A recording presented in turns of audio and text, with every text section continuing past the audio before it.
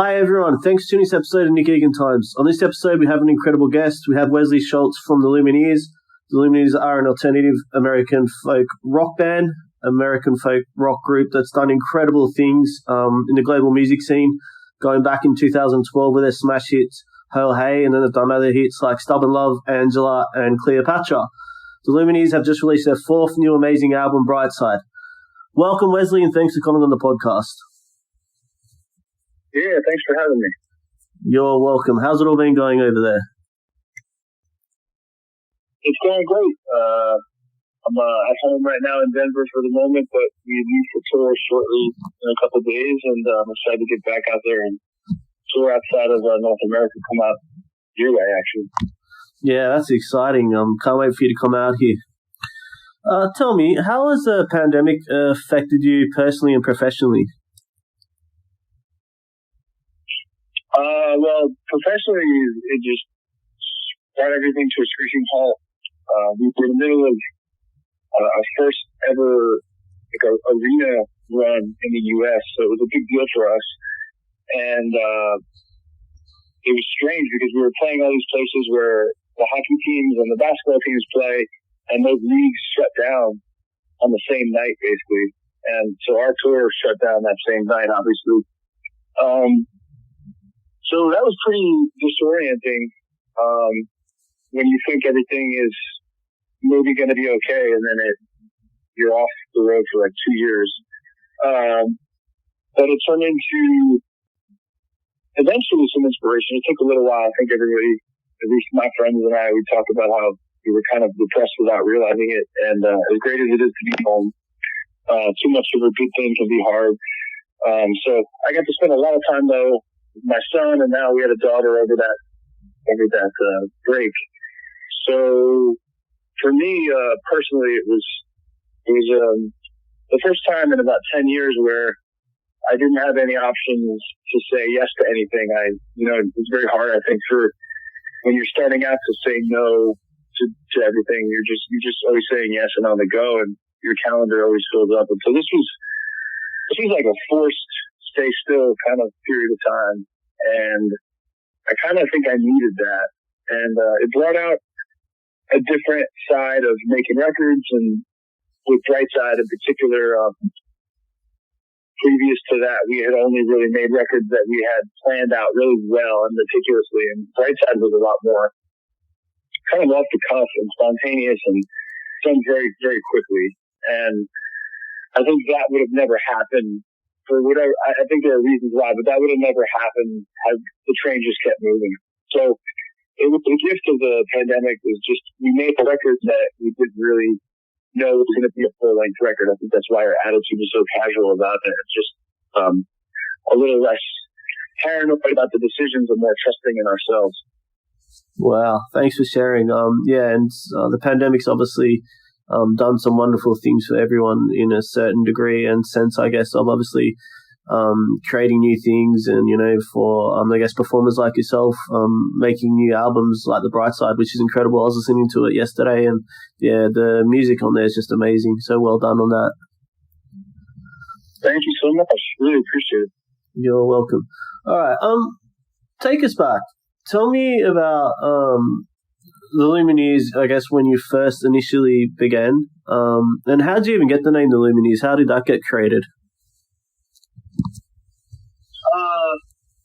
We basically were, depending on how you look at it, we either stole the idea or we were given the name by accident. So we went through different band names, and obviously they were bad if we kept looking for other ones. So our first one was Six Cheek, and then it was Wesley Jeremiah. And our bio used to say that our first name was Free Beer to get people at a show, or we just kind of made that up to get a laugh. But eventually we were playing this open mic out in Jersey City, and there was an MC there, which doesn't really happen all that often normally for us in open mics. But there was an MC, and he said, "Up next, we have the Lumineers." And that was actually our slot, but he was looking at the next week's. And we were like, so we went on stage and said, we're the Lumineers, And just joking around. And then I went home and it kept rattling in my brain, and I started looking up this band, and they were an instrumental band, and they disbanded kind of soon after that. So the name was free. The name was freed up. And so that's how we accidentally stepped into the name. And we did a lot of music prior to the Lumineers. We made a lot of music and recorded ourselves for, I would say, 6 or 7 years. And it was kind of anonymous. It was kind of like you got to throw a lot of paint at the wall and try things out that most of which wasn't very good, but it was a gift to be able to make things and have no penalty if they're bad. You just keep going, keep trying, and eventually, hopefully, you stumble into something that feels like you and not like you're trying, but like authentically you. And there's a song on the first album called Flowers in Your Hair, and I think that was sort of the start of a sound that we really love. And we just kept going from there, and Stubborn Love and Ho Hey, Submarines, and all these songs kind of popped out at that time, and a record emerged. And then Ho Hey kind of took off in the U.S. and then other places. And I would say, the last number of years,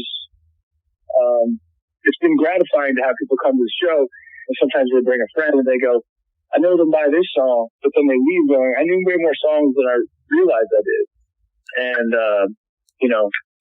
I think for us, songwriting is the most important thing in all of this. And we felt a little bit misunderstood when you get known for a song and you kind of like want to avoid the one-hit wonder pitfall or the sophomore slump or whatever happens, So I think a lot of it was just trying to stay patient with people and understand that, like, that's maybe how they know you now, but if you keep writing good songs, the page will turn and you get to the next step. So it took a little while.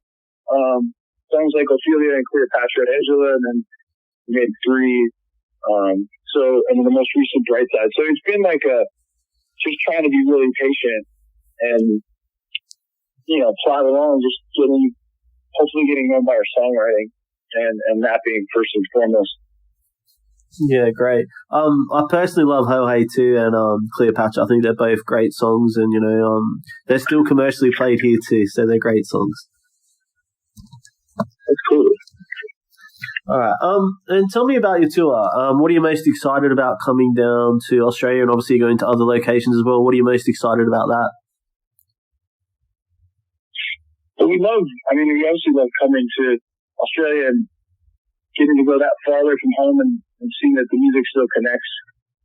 But it's a little bit overdue. It's like we were planning on coming through when the pandemic hit, so it caused, like instead of a couple year delay, it's like probably been 4 or 5 years.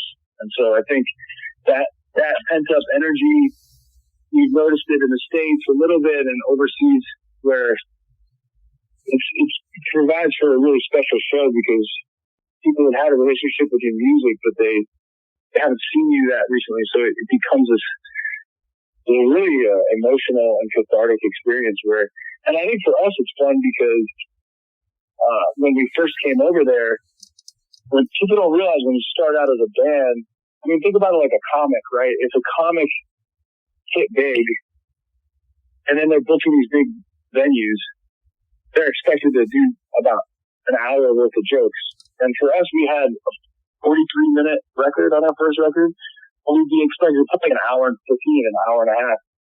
And so it was a pretty bad feeling because you don't know how you're going to make all that work live. And I think now with 4 albums out, it's like we have to cut songs, and that's a really nice feeling to have versus how are we going to make this work tonight? Like pulling a rabbit out of the hat, every night. So I think we feel more ourselves and settled into something that is authentic to us instead of,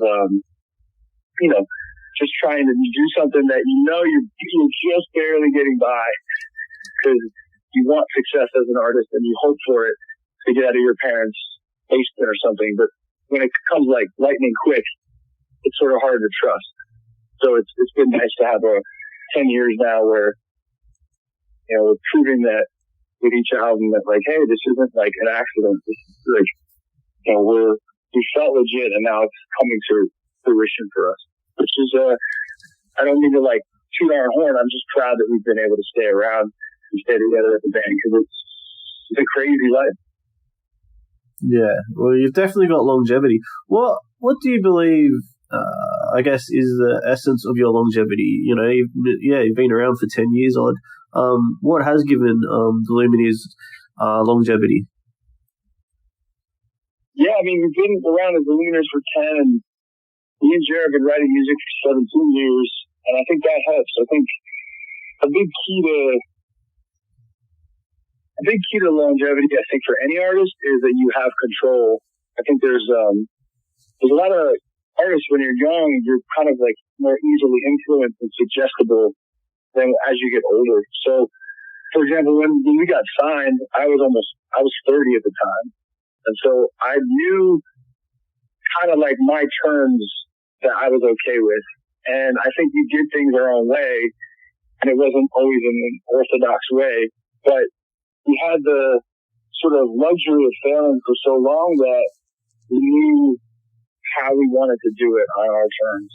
And I think a lot of times when you take a short term, what seems like a positive, long term, it can work against you. So, having integrity and doing things your own way can be really good versus doing things, let's say, to please other people, which I think is kind of like, yeah, there is a showbiz and there's an entertainment part of music, which is your live show, but there's also, if you're not you, then you could be easily replaced. But there's just one you, and it's like easy to say, but there's a lot of times when you get put in positions where you're like, I don't know if I want to do that. And if you have the right people around you, you can kind of find your way through that twisted path. But if you have people that are just kind of milking you until you're dry, you kind of get used up and you're here today, gone tomorrow. So a lot of it was just that we had failed for so long that we just said no to a lot of things that probably I think would have been not who we were. Amazing.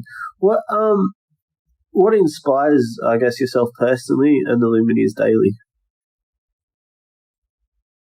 I mean, personally, I write songs with Jer. He has his own cool, weird inspirations. For me, a lot of why I got into music was because I loved people and I was fascinated by human beings and how we were so full of contradictions. And when you get to really know somebody, most of us are actually really interesting, but what's the least interesting about us is the walls we put up and the fronts we have. So like, when you somehow really get into a conversation with someone and it's just riveting, it's like, I think music can be like that. And I think when you tell real stories, it's similar to watching a movie that has really good dialogue where it feels real because it's rooted in something that happened. So for me, like, I was going to go be a psychologist. I really wanted, my dad was a psychologist, and I was like, I'm going to go, we'll do Schultz and Son. I don't even know if you can do that, but we'll do like father and son psychology practice. Like, I was just stoked on listening to people and trying to help them through something. And I feel like that developed a sense of trying to understand other people and empathy that serves me well, I think, to write songs, because you run out of material. If it's just about you and every song is about you, it kind of becomes boring. It's fun. It's really a challenge, and it's really gratifying to, try to tell a story of somebody else, like a song like Cleopatra, where you're trying to tell a story from a female perspective. Things like that, I think, really inspire me. And then learning an instrument and playing an instrument is a little more incidental. Like, I love music, and I mostly love singing and lyrics, and then I learned guitar so I could sing. It wasn't like the passion lies for some reason in the words and the poetry of it. Yeah, that's impressive. That is very impressive. What advice would you give anyone starting out or even young that's wanting to do what the Lumineers have done? What advice would you give them? I would say I mean, choose the right heroes, like choose the people that stand for the things that you want to stand for, and then remember them as like sort of your North Star, because there's just a lot of moments and decisions that you can make that could be a short term, seems like okay thing, but it's, I think a lot of why people like artists is because they sense that they're being them, and that's part of it. And I think another part of it is that you can do music, but nothing is really promised and guaranteed. And I think the artists that go the farthest are often the ones that don't really, when I say part of it, I mean connect really deeply, like with an audience. You can get big, but you can kind of get big as like just seeing people what they want. But I think the victory for me is like, if you can make every album exactly the way you want to make it on your timeline, the people you want to make it with, that's a victory. And so I would just say, try to be as autonomous as you can, and try to do the things that serve you and make you happy, because it's kind of like a hard business. Like, I wouldn't want my son to be in music, really, unless he really loved it. Because it's just not for everybody. It's the same as like my friend's a chef, and that is a cruel, cruel world. But for a select few, it's worth it. And it's fun, and it's inspiring to bring people together over food. And I think music brings people together too. But, if you're doing it for the right reasons, whatever you're doing it for, it will emerge. It will come out inevitably. So try to figure out if it's for you, because you got to wrap your whole life around it. Everything comes second to it. My wife always says, like, I know you're married to the music. I'm your second wife, and it's kind of, with anything, I think that's what's tough, is that, like, you're going to sacrifice a lot, but for some people it's worth it, and you have to make that decision. Yeah, that's great. That's great advice too. What's the best advice you've received? Well, I had a guitar teacher who, we didn't really even play much guitar together. Ironically, I took this course in college for credit, and it was like, I wanted to learn how to solo, and that definitely didn't work out. We don't even really have solos in our music. But his name's Charles Arthur, and he told me, like, hey, if you want to play music, you can play music. It's just, you got to understand. He's like, you're good enough. It's not about talent at some point. It's about this, like, pure drive and persistence, staying with it. It's kind of like, once he told me that, I always viewed, staying in music as like a war of attrition. Like, if you can outlast, eventually your audience will come find you. But like, look at Rodriguez, someone like that, where, how old is he when he finally gets discovered, in quotes? It takes forever sometimes. So I think the idea that instead of looking at it like, can I do this? Will they allow me to do this? Is like, give yourself the permission, which my guitar teacher kind of did, but then he followed it up with, you just have to, it's not always going to be the most glamorous or easy thing, and it probably won't be at all. But if you love it, it'll be worth it. And I kind of like, that's what, every time I get like a gold record or a platinum record, I send him a copy with his name on it too, because he taught me everything I need to know about music. We sit there and talk about the craft of songwriting for hours, barely picking up our instruments, just waxing on that, and trying to understand it.